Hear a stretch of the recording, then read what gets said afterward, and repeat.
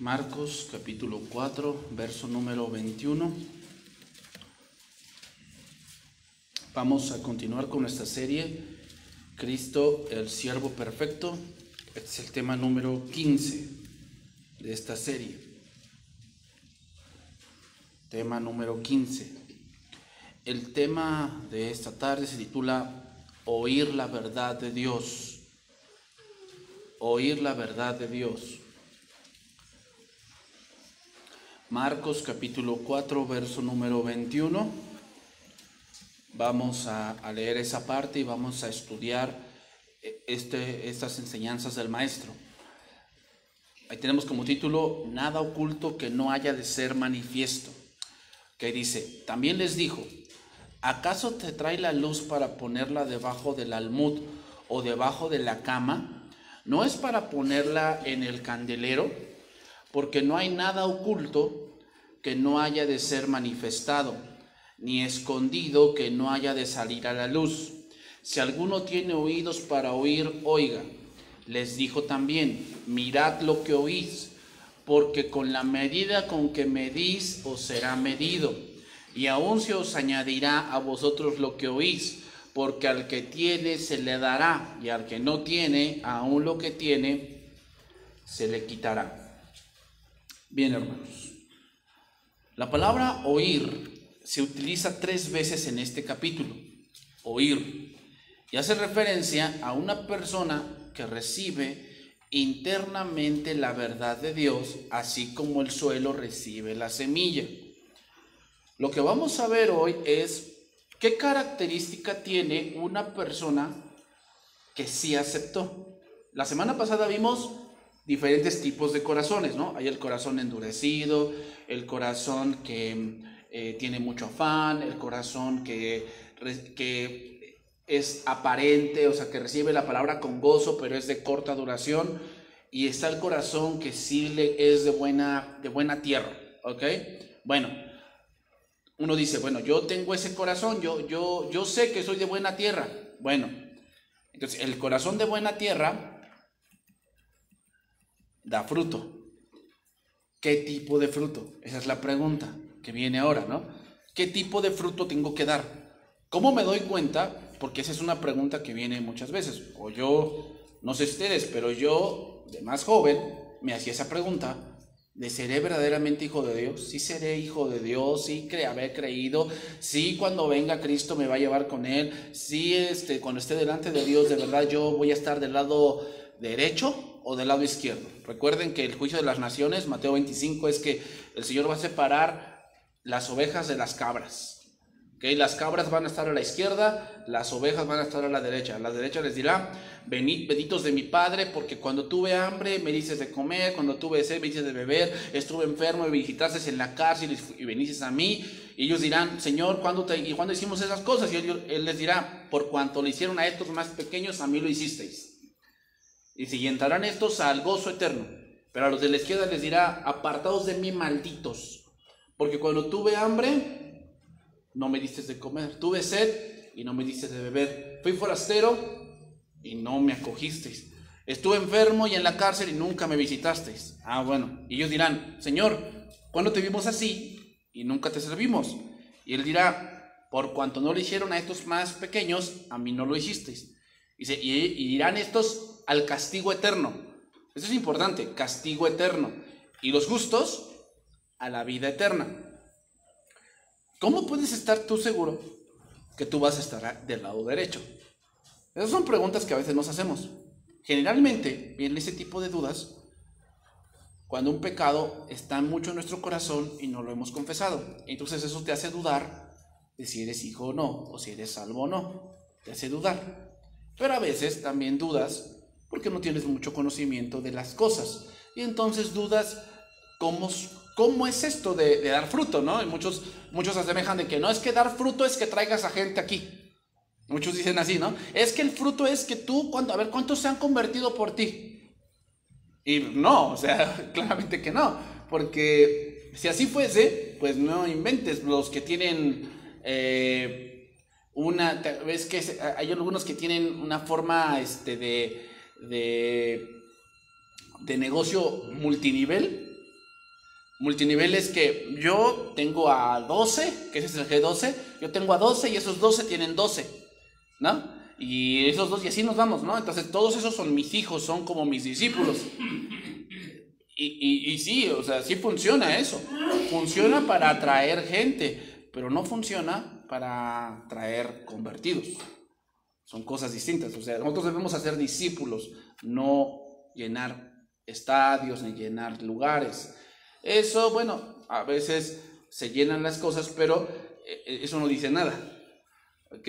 O sea, no es porque tú dices, pues que yo traje a 10, entonces ya soy bien salvo. No, o sea, yo conozco gente que ha traído gente que les ha predicado a otros y él no está. Él no está en la iglesia. Es más, ya anda en el mundo. Y a los que él les habló, sí están en Cristo. Pero él no está. Entonces, ¿qué pasó ahí? ¿Qué podemos decir de ese tipo de gentes que tal vez tú llegaste por la voz de alguien que hoy no está aquí? ¿Puede ser? ¿Qué decimos de eso? Entonces, ¿si era salvo o no? Porque sí dio fruto. Es que no nos referimos a eso, hermanos. Y hoy lo vamos a estudiar. En Lucas 8:18 dice así: mirad pues cómo oís, porque a todo el que tiene se le dará, y a todo el que no tiene, aún lo que piensa que tiene, se le quitará. También debemos tener cuidado con lo que oímos, hermanos. Mira, dice Marcos 4:24, ese mismo verso, dice: mirad lo que oís, porque con la medida con que medís os será medido, y aún se os añadirá a vosotros lo que oís. Entonces, hermanos, es por estas cosas que muchas veces no transmitimos el mensaje de manera correcta. ¿Por qué? Porque no escuchamos de manera correcta. Una cosa, hermanos, es oír y otra cosa muy importante es escuchar. ¿Okay? Mira, por decir, en Marcos 4:9 dice así: entonces les dijo, el que tiene oídos para oír, oiga. ¿A qué se refiere esa frase? El que tiene oídos para oír, oiga. Si yo te la dijera, ¿a qué me refiero? Si yo te dijera, es que es esto pasa, y tú me dijeras, ¿pero a qué te refieres? Pues si tienes oídos, oye. ¿A qué crees que me refiera? A que tienes que entender algo. Hay una verdad en lo que yo te estoy diciendo. Y hay una verdad en lo que el maestro nos está diciendo aquí. Este versículo 4:9 de Marcos viene después de que Jesús narra la parábola del sembrador y les dice: el que tiene oídos para oír, o sea, hay una verdad escondida aquí, el que lo pueda entender, entiéndalo. Voy a leer otro verso, Romanos 10:16, dice así: mas no todos obedecieron al evangelio, pues Isaías dice: Señor, ¿quién ha creído a nuestro anuncio? Así que la fe es por el oír, y el oír por la palabra de Dios. Entonces eso nos deja una enseñanza fuerte, que muchas veces no sabemos escuchar.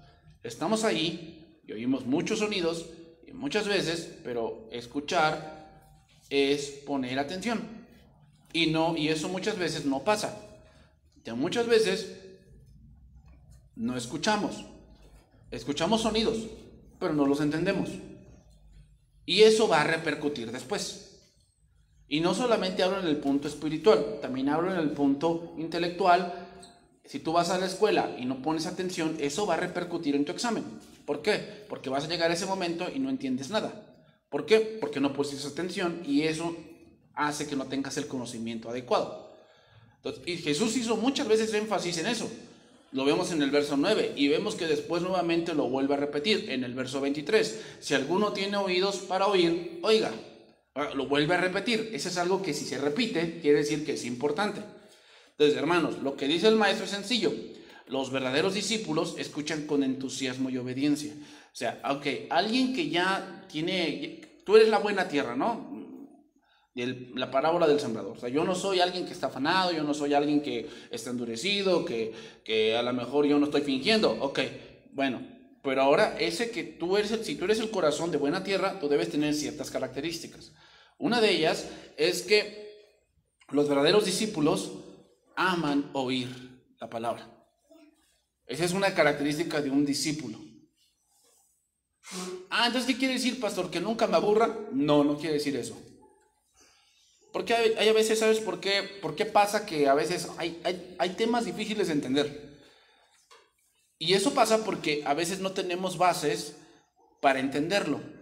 Por decir, yo he escuchado enseñanzas de teología avanzada y de verdad es un bocado muy sólido, muy difícil. Y si tú no tienes muchas bases, pues te duermes. ¿Sabes por qué? Porque estás escuchando, pero no estás entendiendo.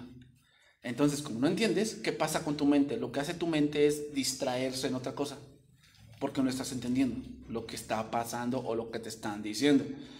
Pero eso no quiere decir que no ames a Dios. No.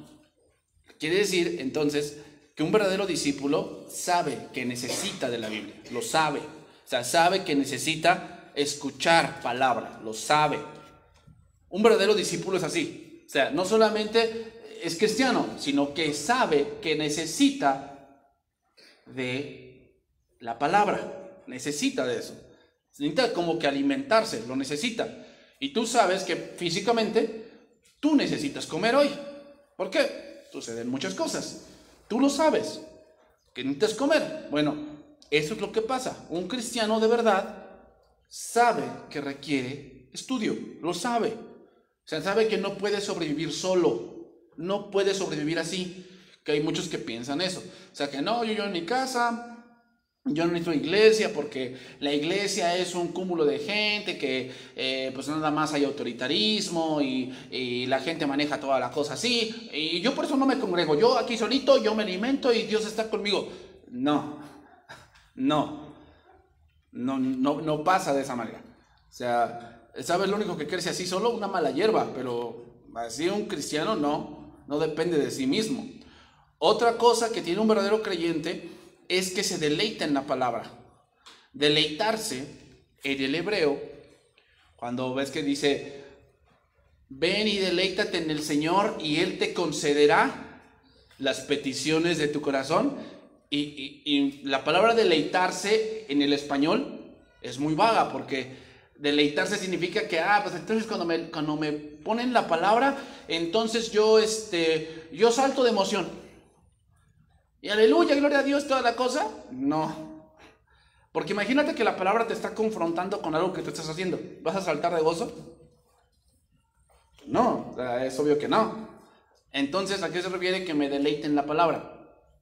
Que un verdadero creyente, cuando la palabra, ya sea que lo confronte o que le diga lo que tiene que hacer, se alegra en su espíritu porque lo quiere hacer.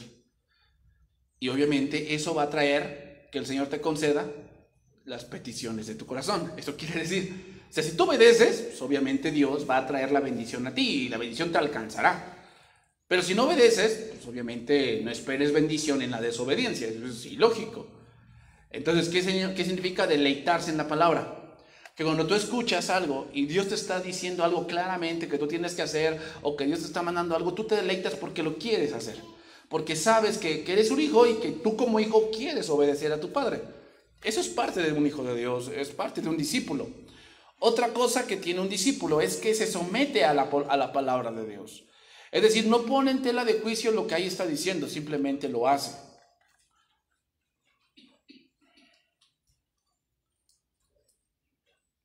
¿Ok? Entonces, voy a empezar allí. Voy a empezar por el contexto. Marcos 4:20 dice, estos son los que fueron sembrados en buena tierra, los que oyen la palabra, y la reciben, y dan fruto a 30, 60 y a 100 por uno. Algo que nos queda claro con la última tierra es que dan fruto, ¿verdad? Bueno, ahora, la pregunta que viene es, ¿cómo es ese fruto? Hay 4 características de ese fruto. Número 1, la primera cosa que se ve de ese fruto es que dan testimonio. Dan testimonio. Número 2, actúan con interés. O sea, les importa las cosas. No, o sea, no actúan como robots. Nosotros no somos robots, hermano. No hacemos las cosas, no debemos hacer las cosas por obligación. O sea, eso es algo muy vago, pero así debe de ser. O sea, no hacemos las cosas o no servimos porque, pues entonces, si no sirvo, pues, me van a decir así o se van a enojar. No debería ser así. No debería ser así. Digo, no debería, pero a veces es, pero no debería ser así. Deberíamos servir a Dios por lo que Él representa para nosotros. Pero eso no se da, ¿sabes por qué? Porque no amamos a Dios. Mientras no amemos a Dios, eso no va a pasar. O sea, necesitamos hacer las cosas no por el dinero ni cuánto voy a obtener, sino por la congregación. O sea, hacemos las cosas por la iglesia. Lo demás, el dinero, las cosas materiales, hermanos, esas van a venir, ¿no? Buscar el reino de Dios y su justicia. Y todas estas cosas, ¿a qué se refiere? Pues todas las cosas materiales. O serán, ¿qué? Añadidas. O sea, la palabra añadir en el griego significa que vendrán y se pondrán en tu camino. O sea, tú vas caminando haciendo la voluntad de Dios y las cosas materiales, esas se van poniendo en tu camino. Y tú nada más pues, vas adquiriendo, pero es porque Dios te las quiere dar, no porque estás buscando eso. Eso significa añadidas. Entonces significa, sigue diciendo, versículo, seguimos ahí, número 3, de las características del fruto, esperan con dependencia. Es decir, el fruto que da el cristiano no depende de él mismo. O sea, no depende de que, me esfuerzo por mucho por dar fruto. No, es algo que es de tu naturaleza, pero requiere un ingrediente. Y ahorita lo vamos a ver. Y número 4 es que caminan con confianza. Es decir, tienen una fe inamovible. Entonces, iremos comprendiendo estas cosas en las palabras del maestro. Vamos a estudiar allí. Entonces, el primer punto es que dan testimonio con obediencia. ¿Ok? Entonces dice ahí, versículo 21 y 22. También les dijo. Eso se une con el último verso. O sea, con respecto a los que cayeron en buena tierra y dan fruto, bueno, esos que dan fruto tienen ciertas características. La primera característica es eso, dice, ¿acaso se trae la luz para ponerla debajo del almud o debajo de la cama? ¿No es para ponerla en el candelero? Porque no hay nada oculto que no haya de ser manifestado, ni escondido que no haya de salir a la luz. ¿Cómo es que los corazones de buena tierra hacen evidente que tienen ese fruto? La conducta, hermanos, la conducta. Sin duda, vamos a ponerlo así. Hay como una conducta cristiana, y sin duda es así, porque muchos ovarios fingen tenerla. Sin embargo, al final, pues es mentira. O sea, hay una conducta cristiana que es marcada, y que la gente nota cuando tú eres cristiano y cuando no lo eres. Una de ellas es que tu hablar es distinto. Tu hablar es distinto y se nota, o sea, se nota que tú ocupas ciertas palabras que no todo el mundo utilizaría porque pues, todo el mundo se expresa de tal manera. Y tú tienes una cierta manera de expresarte. Otra cosa de la conducta, tú tienes una manera de cómo solucionar los problemas. El mundo tiene una manera de solucionar problemas. Y tú, Dios te ha enseñado cómo es la manera de solucionar tus problemas. Otra cosa, tu conducta es que tú tienes una manera, y Dios te ha enseñado una manera de llevar tu familia, ¿no? Y para el mundo hay una manera de cómo es la familia. Y la familia es que andan todos desperdigados y están allí, muchas veces ven el matrimonio como que es un cuadro donde es lícito tener hijos. Pero de ahí en fuera no pasa nada. O sea, cada quien anda por su rollo, él anda ganando dinero por allá y ella ganando dinero por acá. Y los hijos ahí, pues bueno, los vemos como podamos, los mandamos a la guardería, los mandamos no sé a dónde, crecen y pues bueno, hicimos lo que pudimos, ¿no? Y no, en el punto cristiano es otra cosa. O sea, el punto cristiano es ver más por la familia, ver más que los hijos crezcan no solamente en educación, sino también tienen que crecer espiritualmente. Entonces la gente se da cuenta de eso. Es la manera en cómo alguien brilla. Dice ahí Colosenses 1:10. Dice ahí, para que andéis como es digno del Señor, agradándole en todo, llevando fruto en toda buena obra y creciendo en el conocimiento de Dios. Colosenses 1:10. Entonces, también podemos decir que es la muestra de amor que se hace visible en la vida del creyente. Es decir, otra parte de que tú eres luz, de que tú eres de verdad alguien verdadero, es que tomas a Dios en cuenta. Eso es parte de un creyente, porque los del mundo no toman a Dios en cuenta. Ellos toman en cuenta sus intereses, sus anhelos, sus planes, sus proyectos, salir de sus problemas, salir de sus tabús, sus miedos, sus temores. Toman en cuenta mucho de esas cosas, pero jamás toman en cuenta a Dios. Dios queda en el último lugar y eso es como solamente si alguien me dice que de Dios, pues tomo en cuenta a Dios, pero de ahí en fuera yo no tomo en cuenta a Dios. Eso es el mundo. El cristiano es distinto. El cristiano es más de que tomar en cuenta a Dios en sus planes, saber que Dios tiene un propósito en lo que está viviendo, y el hombre no es así. El hombre del mundo es diferente, y esa conducta se ve, hermanos, se ve. Juan 15:4 dice así, Juan 15:4, permaneced en mí y yo en vosotros. Como el pámpano no puede llevar fruto por sí mismo, si no permanece en la vid, así tampoco vosotros si no permanecéis en mí. Yo soy la vid, vosotros los pámpanos. El que permanece en mí y yo en él, ese lleva mucho fruto, porque separados de mí, nada podéis hacer.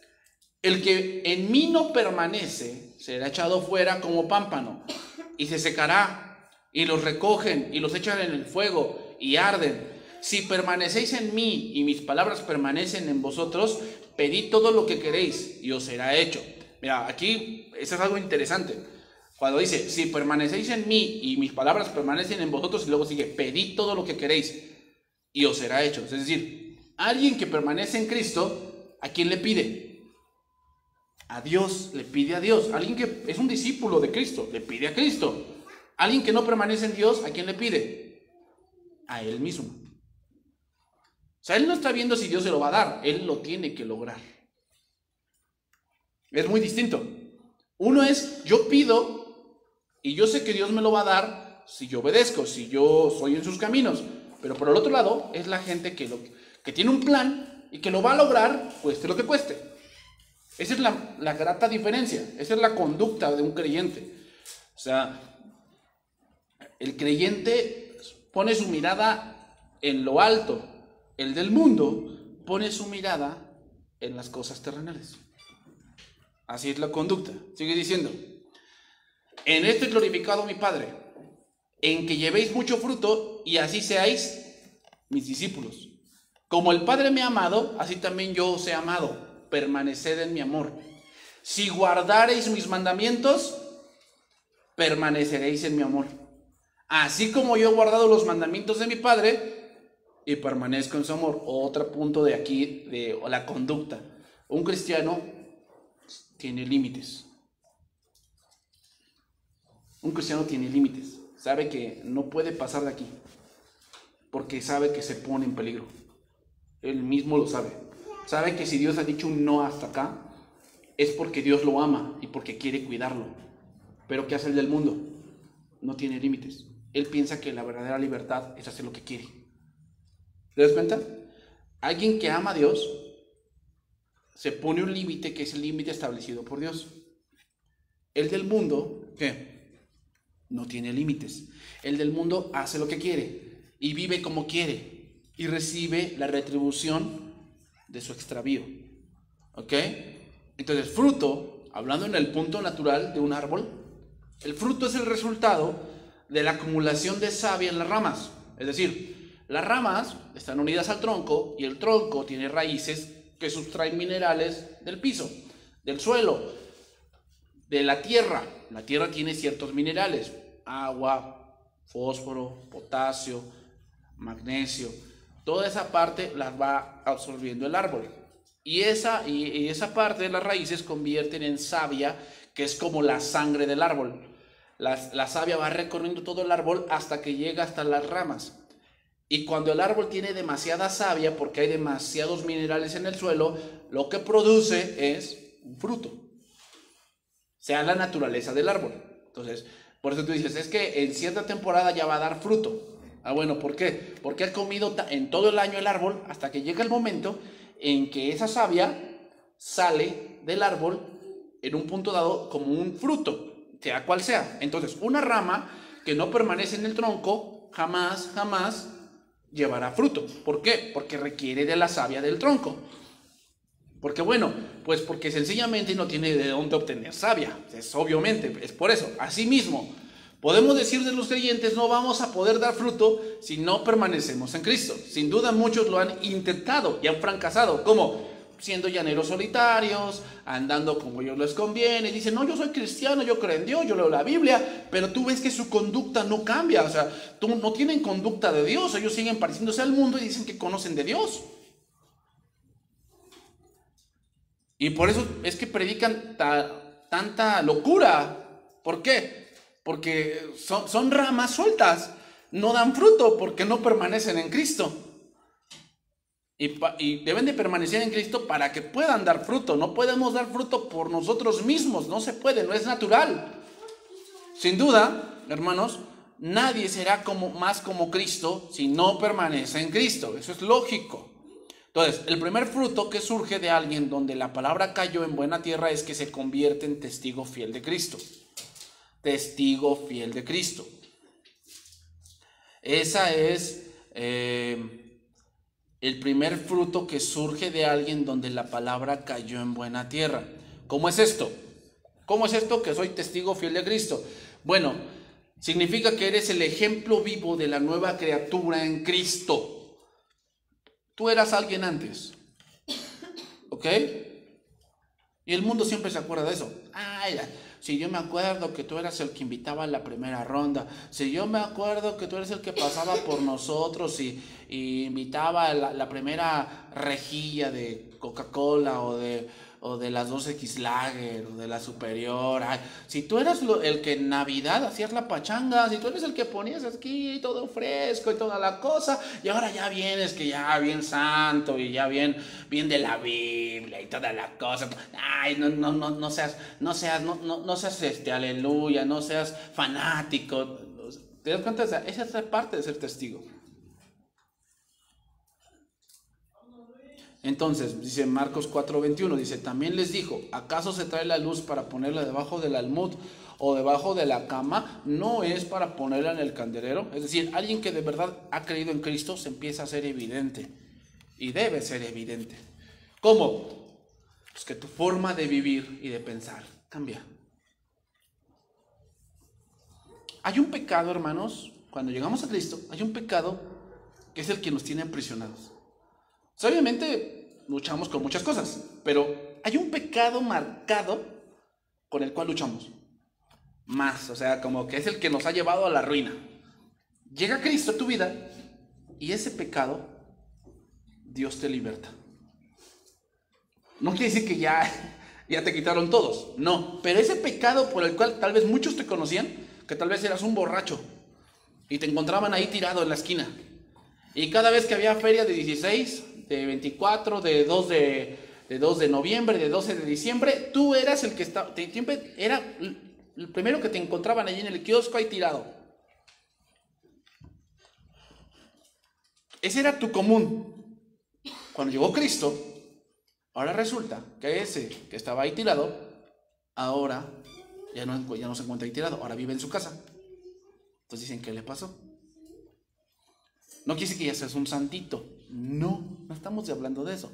Estamos hablando que hay algo que te cambió. Eso significa que seas luz. O sea, no significa luz que te pongas a predicar a todos lados. Está bien, si lo quieres hacer está bien, pero la mayor parte de la gente se da cuenta por el cómo te conduces. Hechos 9:1. Entonces la forma de vivir, la forma de pensar cambia, hermanos. O sea, el pecado que antes era tu orgullo, que tú decías, no, nadie como yo. Yo era el que más aguantaba, ¿no? O sea, se traían la primera ronda y yo como regla, o sea, yo ni me inmutaba. Y traían la segunda y ya muchos ya se daban por vencidos y yo seguía allí y no se me subía. Y todavía iba a trabajar. Entonces dices, ay no, pues este es un gran hombre, ¿no? Wow. Este bebe y no sé dónde lo echa. Pero ahora que llegas a Cristo, te acuerdas de eso y te da vergüenza. Te dices, híjole, ¿cómo podía yo hacer eso? ¿Por qué gastaba mi dinero en eso? O sea, tanto ahora que los veo yo de lejos, a esas personas que hacían lo mismo que yo, me avergüenzo. Y digo, no es posible que yo pensara de esa manera. Es que Cristo que llegó a tu vida y te cambió.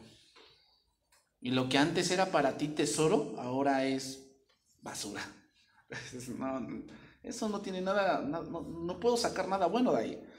Hechos 9:1 dice, Saulo respirando a una amenaza sin muerte contra los discípulos del Señor, vino al sumo sacerdote. Aquí, respirando a una amenaza sin muerte significa, era un hombre, Saulo era un hombre de verdad muy, ¿cómo decirlo? Cruel. Le llaman después el hombre de hierro y de terciopelo. ¿Por qué? Porque respecto al pecado era muy duro. O sea, era muy así con el pecado. O sea, nada, ¿sabes qué? Esto no, así no es. Y con Dios así no es. Pero cuando estaba de tener misericordia, era de terciopelo. O sea, era un hombre de verdad que amaba mucho, que veía por las necesidades, que trataba de ayudar a otros. Pero cuando se trataba de pecado, decía, el tal se ha entregado a Satanás. Sáquenlo de la iglesia. O sea, tú dices, ay, Pablo, ¿dónde está el amor? O sea, sí había amor. Y él era muy duro en el pecado, pero cuando se refería a gente que requería amor, era muy amoroso, muy amoroso. Ahí está la carta a Filemón, cuando le dice, es que Filemón huyó de su patrón, huyó Filemón y lo encontró Pablo y le predicó del evangelio y se convirtió.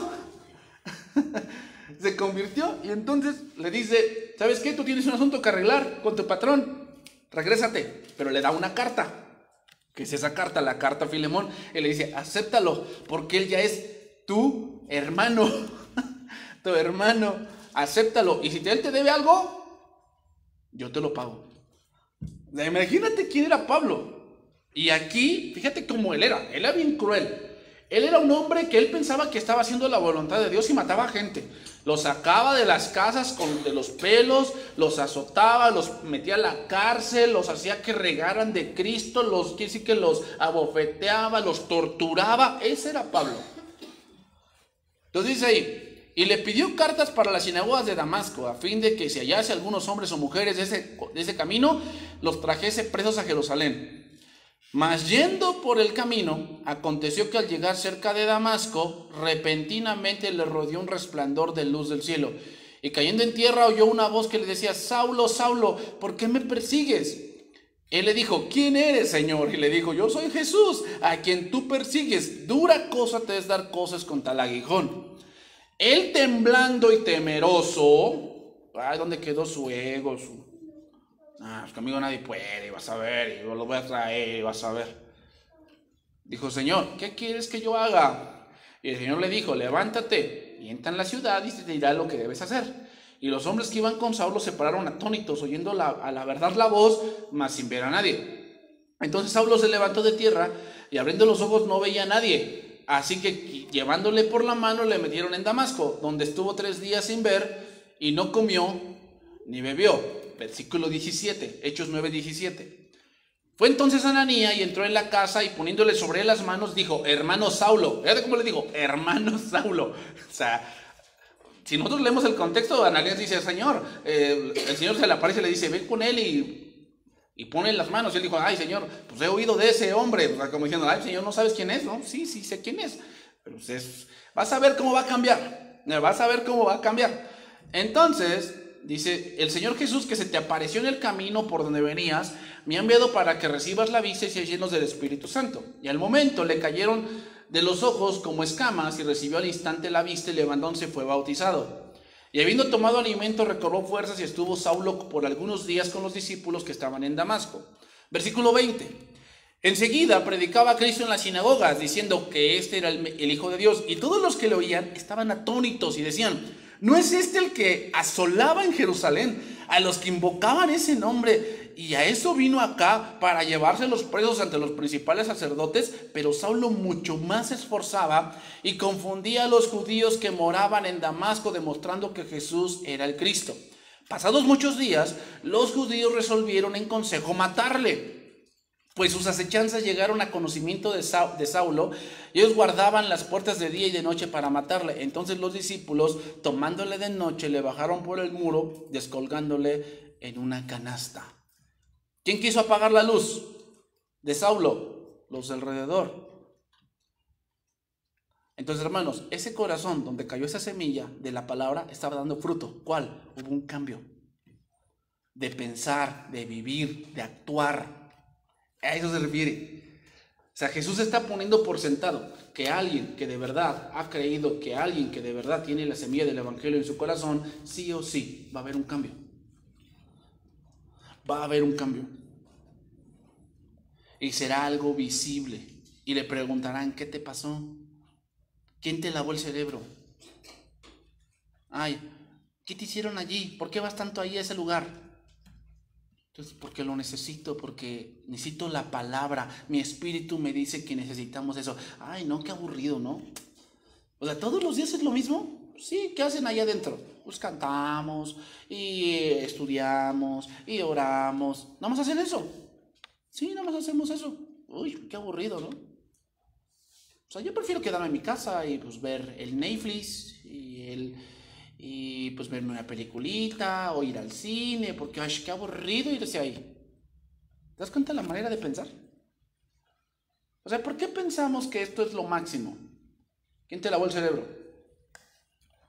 Yo no fui. Fue el Señor. ¿Por qué? Porque un verdadero discípulo anhela la palabra. Uno que no lo es, la desecha. Esa es la gran diferencia, hermanos. Por eso dice versículo 22, porque no hay nada oculto que no haya de ser manifestado, ni escondido que no haya de salir a la luz. Bueno, como lo mencioné antes, hermanos, en cierto modo, hay como un tipo de conducta cristiana. Es decir, como que tenemos un estereotipo de cómo es un creyente. Entonces, pues su lenguaje, las cosas que le gustan, los lugares que frecuenta, las cosas en las cuales se alimenta, hablando espiritualmente. O sea, ¿de qué se alimenta? Pues empieza ya todos esos rollos que sigue el mundo, y como que él ya no lo sigue. Ya sigue otro tipo de cosas, ¿no? Él lee otro tipo de literatura. O sea, lo que muchos han dicho, bueno, el mexicano a veces lee un libro al año, ok, y los europeos leen 5 libros al año, ok, pero ¿qué tipo de libros leen? También eso es importante, ¿qué tipo de libros leen? Muchos de esos libros que leen los europeos son novelas. O sea, está bien que lean las novelas como Bajo la misma estrella, Crepúsculo, Harry Potter, no lo sé, Besos de murciélago, son puras novelas, así. Pero hay literatura, hermanos, que nosotros debemos leer, que alimentan el espíritu. Debemos tener ese tipo de literatura. Y lo malo es que esa literatura se está metiendo a la iglesia. Como tu vida plena ahora. ¿Cómo es eso? ¿A qué se refiere vida plena? ¿Que tengas? ¿Eso es plena? 40 días con propósito. Alcanza tu máximo potencial en este libro. Radical. O sea, ¿te das cuenta? No distancian mucho de la literatura mundana. Y hermanos, solamente con ese tipo de libros te puedes dar cuenta de cómo estamos. Hermanos, esos libros abundan en las librerías. Pero cuando tú vas a una librería y tú vas por un comentario bíblico, tú vas por un comentario geográfico, tú vas por un diccionario profético, un diccionario temático, eso no existe. Te dicen, eso solamente por pedido. Yo cuando les pregunto, ¿por qué por pedido? ¿Por qué no los traen así? Es dinero que está parado, porque no estoy seguro si lo voy a vender. Ese es el pensamiento que tiene la gente, que tiene ese tipo de negocios. Y es triste, hermanos, pero en eso se ha convertido la iglesia. En gente que tiene un estereotipo de qué es lo que es la conducta cristiana, pero no lo viven. Entonces, ¿hay gente que puede hacer eso? ¿Que puede tener un lenguaje cristiano y no ser? Sí, sí. Hay gente que no es cristiana y, por decir, no frecuenta un bar, no fuma, no bebe. Sí, sí, hay gente así. Yo conozco gente así, que no es cristiana y no fuma y no bebe y nunca se ha metido marihuana y cosas así. ¿Sí? ¿Qué podemos decir de que hay gente que también es disciplinada? Sí, es muy disciplinada y no es cristiana. Es muy disciplinada. Y dices, no, pues a usted no nada más le falta ser cristiano. Pero hay una cosa que él no tiene y es entender las cosas espirituales. Eso es lo que él no tiene.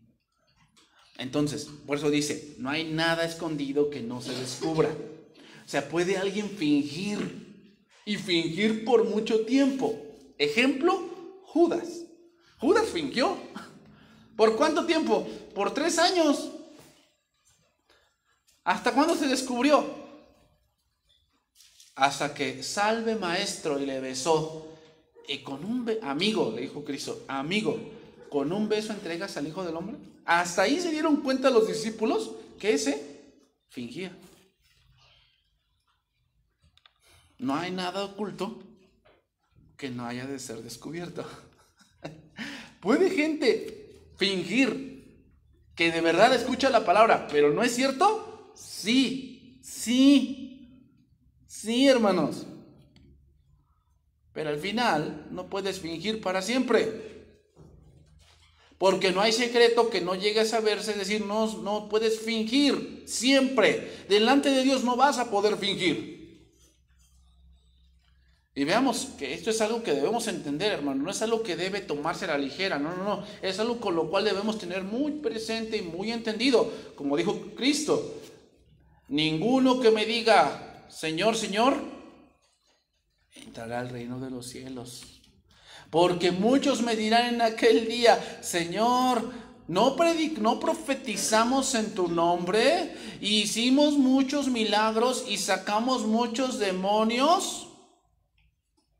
Tú dices, no, pues tiene conducta cristiana, ¿no? Pues, profetiza, enseña. O sea, nos vamos a dar cuenta, hermanos, en ese momento con Cristo, que muchos que enseñaban la palabra y que lo dices por el internet se van a ir al infierno. Y nos vamos a sorprender, hermanos. Yo estoy muy seguro que personas que tú piensas que no te vas a encontrar en el cielo, te las vas a encontrar. Y personas que tú piensas que te las vas a encontrar, no te las vas a encontrar. Eso va a pasar, hermanos. Va a pasar. Entonces termino con esto. Marcos 4:23. Si alguno tiene oídos para oír, oiga. Y les digo también, mirad lo que oís, porque con la medida con que medís os será medido, y aún se os añadirá a vosotros lo que oís. Traducción viviente o lenguaje actual de ese verso, lenguaje actual, dice: también les digo, presten mucha atención, Dios les dará a ustedes la misma cantidad que ustedes den a los demás, y mucho más todavía. ¿Qué es lo que enseña el maestro? Que debemos estar muy conscientes de que la verdad, la semilla esté en nuestro corazón.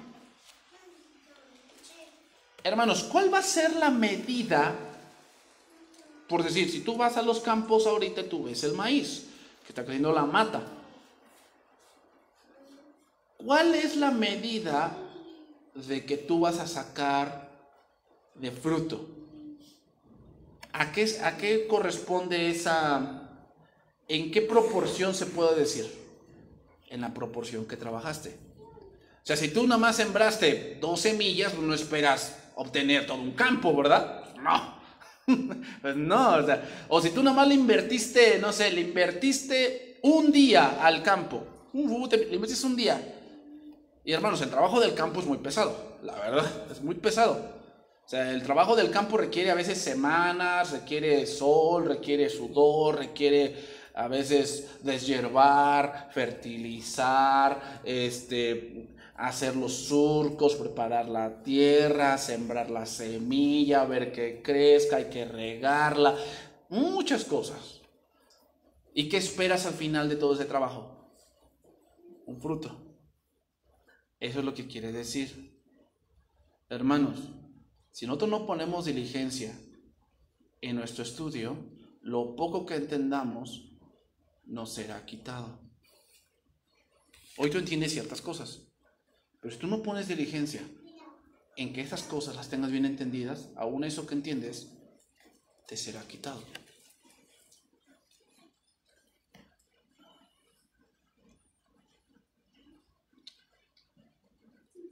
Entonces, un labrador, si hubiese sido perezoso o negligente, su cosecha será mínima. No puede esperar que dé mucho cuando ha sido perezoso. Pues no. Tenemos que poner esmero. Y lo mismo pasa en la vida espiritual, hermanos. Por eso dice el versículo 25, porque al que tiene se le dará, y al que no tiene, aún lo que tiene, se le quitará. Entonces, ¿se le dará más de qué? La pregunta correcta debería venir es esta: ¿qué necesito para dar fruto? ¿Sabes qué necesitas? Más entendimiento, más gracia, más conocimiento, más revelación, más interpretación. Eso, hermanos. Pero eso no viene de nosotros, no viene por tener buenas intenciones, viene por el Espíritu Santo. Así lo dice Juan 15, ¿no? Yo soy la vid verdadera y mi Padre es el labrador. Todo pámpano que en mí lleva fruto, lo limpiará para que ¿qué? Para que lleve más fruto. O sea, Dios le va a dar más cosas para que él lleve más fruto. Entonces, al que tiene, se le dará. Y al que no tiene, o sea, no tiene ¿qué? No tiene qué.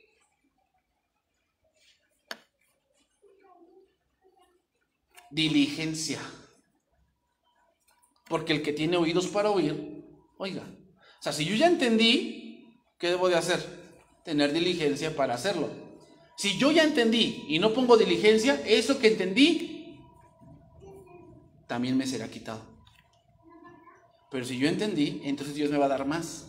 ¿Qué? Más revelación, más entendimiento, más conocimiento, más ciencia, más inteligencia, más de su espíritu, más gracia, más interpretación. ¿Para qué? Para que yo dé más fruto. Pero si yo no tengo diligencia, entonces ¿qué va a pasar conmigo? El Señor me lo va a quitar todo. Pregunta, ¿Dios le quitó todo a Judas? Sí. ¿Él tuvo algo? Sí, echaba fuera demonios, sanaba enfermos, él tuvo algo. Pero al no poner diligencia, ¿qué pasó con él? Le fue quitado. Y a los apóstoles tuvieron fruto, pusieron diligencia y ¿qué? Tuvieron más fruto, 2,000 personas. Y no solo eso, ya no eran discípulos, o seguían siendo discípulos, pero eran los apóstoles, eran los pastores de la iglesia, más fruto, y tuvieron más revelación, y tuvieron más inspiración, y tuvieron más gracia, más conocimiento. Porque si ahí está en la palabra, los evangelios, están las epístolas, más conocimiento, más revelación, y dieron más fruto. Pero aquel que no puso diligencia, como fue Judas, aun lo que tuvo, le fue quitado. Entonces, un hijo de Dios debe ser diligente. ¿Tienes algo? Pon diligencia, cuídalo, trabaja para Dios. Porque si no trabajas para Dios, el día que se te pida cuentas, eso que tienes, te será quitado. ¿Por qué? Por no poner diligencia. Señor, sabía yo que eras hombre duro, que recoges donde no sembraste. Y tuve miedo, y mejor lo fui y lo escondí. Aquí está lo que es tuyo. ¿Y qué le dijo el Señor? Siervo malo, sabías que yo era un hombre duro y que cosecho donde no sembré. ¿No podías haber agarrado eso y darle a los banqueros? Dice, quitarle eso y darle al que tiene 10 talentos. Porque al que tiene se le dará, y al que no tiene, aun lo que tiene, le será quitado. Diligencia, hermanos. Hay que tener diligencia. ¿De qué? De las cosas espirituales. Que Dios bendiga su palabra, hermanos.